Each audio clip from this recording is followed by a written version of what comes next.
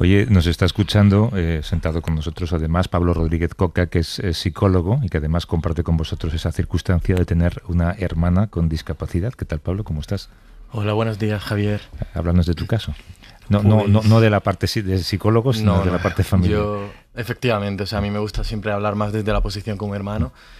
Y bueno, el caso es que mi hermana Laura tiene 3 años, es 3 años más pequeña que yo.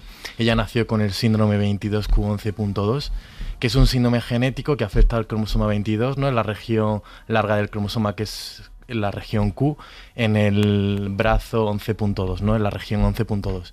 Y esto puede causar hasta 240 patologías diferentes en estas personas. Entonces, claro, en el caso de mi hermana Laura, pues bueno, ella nació con inmunodeficiencia, una cardiopatía congénita, discapacidad intelectual, es decir, un cuadro bastante complejo. Entonces, claro, yo tenía unos 3-4 añitos y yo recuerdo que iba a tener una hermanita y de repente mis padres estaban todo el día en el hospital, ¿no? Entonces yo empecé a ver que algo pasaba.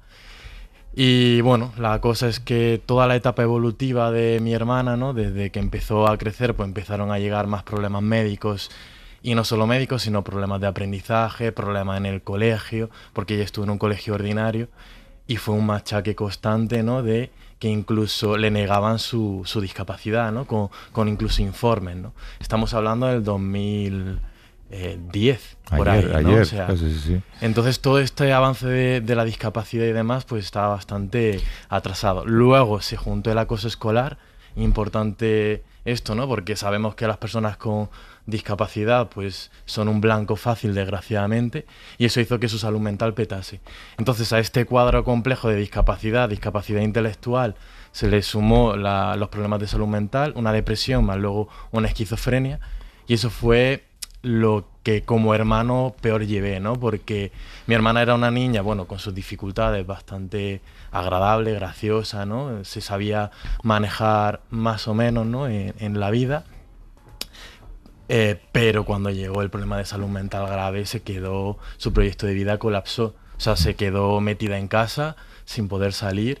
Y bueno, ya era dependiente de nosotros, pero pasó a ser totalmente dependiente. O sea, 24 horas, ¿no? Porque llegaron los problemas de conducta graves y eso para los hermanos, no para mí en este caso, fue muy difícil, ¿no? Toda la dinámica familiar empezó a cambiar y bueno, a mí lo que me salvó, aparte de la terapia, fue el arte. ¿El arte? Sí. No lo veía venir. Sí, porque yo siempre he sido Bueno, mi hermana también ha sido muy artística y no sé si vosotras conseguís conectar con vuestro hermano a través del arte. Yo es la manera que tengo de conectar con mi hermana porque además es no verbal. O sea, habla muy, muy poco porque a raíz del acoso escolar todo lo que es el lenguaje lo perdió. Entonces, claro, comunicarme con ella siempre ha sido muy difícil. Y aparte de que yo como adolescente la rechacé, ¿no? Aquí, bueno, Eloísa comenta, ¿no? Esa sobreresponsabilidad. En mi caso fue todo lo contrario. Yo no entendía lo que estaba pasando y me quité del medio de unas maneras impresionantes, ¿no? O sea, no quería saber nada de este problema. Entonces el arte, en relación a que yo empecé a hacer con ella unos dibujos en pandemia, que fue cuando peor se puso, porque la sintomatología psicótica se desbordó. O sea, para que os hagáis una idea, ella solo estaba tranquila cuando dormía. Mientras tanto estaba muy desregulada emocionalmente, con brotes psicóticos, con voces negativas. Y justamente yo ya había acabado la carrera de psicología, ¿no? Que supuestamente como hermano tenía que entender muy bien esto y para nada, ¿no? Porque una cosa es la teoría y otra cosa es la práctica. Entonces, en esas cosas que hicimos en pandemia, pues empecé a hacer unas viñetas que luego subí a redes y se convirtieron en un proyecto de Oxímoron, que sigo trabajando en él, ¿no? Para visibilizar la importancia de la salud mental a través del arte y del lenguaje gráfico. Pero esa manera de expresarme me canalizó mucho y me sigue agarrando a la vida porque me sigo dedicando a ello y voy a los institutos a hablar de salud mental a través del cómic. Oye, déjame hablar un poco de esa época en el colegio. ¿Era el mismo colegio al que tú ibas? No era el mismo colegio.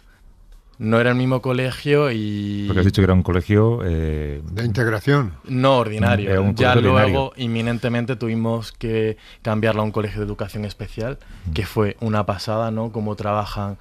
yo soy de Granada, ¿no? O sea, que estamos al lado, ¿no? Entonces, en mi caso fue en la Hermana Hospitalarias de Granada, ¿no? Que hace un trabajo increíble. La Fundación Purísima. ¿Y qué sabéis de lo que ocurrió en ese colegio? ¿Qué hacían los niños? No sabemos mucho. Sabemos que desde el colegio se negó todo, pero lo que son las conductas de mi hermana, de yo levantarme por la mañana y escucharla gritar, chillar, dar porrazo y arrastrarse por el suelo porque no quería el instituto, daban a ver de que algo grave estaba pasando. O ella lo vivía como algo muy, muy grave. Pues es que le cambió el carácter y le cambió la vida, lo que Sí. ocurrió en ese colegio. Habéis intentado... Bueno, lo que indagar. ocurrió en ese colegio y su patología Sí. de tener que ir tanto al médico, operaciones Pero es que has de dicho algo que me ha corazón. llegado al alma, esto de que perdió el lenguaje por culpa de los Sí. abusos. Sí, o sea, mira, Javier, el cerebro a veces es tan inteligente, ¿no? Que cuando se tiene que exponer tantas veces a un problema, ¿no? O a una situación de peligro, pues se activa el modo supervivencia y bloquea eso que es tan peligroso para el caso de mi hermana, que fue el lenguaje, porque fíjate que ella tiene un habla diferente. Tiene voz nasal porque el paladar, a raíz del síndrome 22Q, pues no está cerrado, entonces se le escapa el aire y no puede pronunciar bien. Entonces ahí pues peto a nivel de lenguaje, ¿no? Lo que en psicología se conoce como mutismo. Y yo recuerdo como adolescente tener que comunicarme con mi hermana a través de una libreta. Y yo no entendía realmente qué estaba pasando.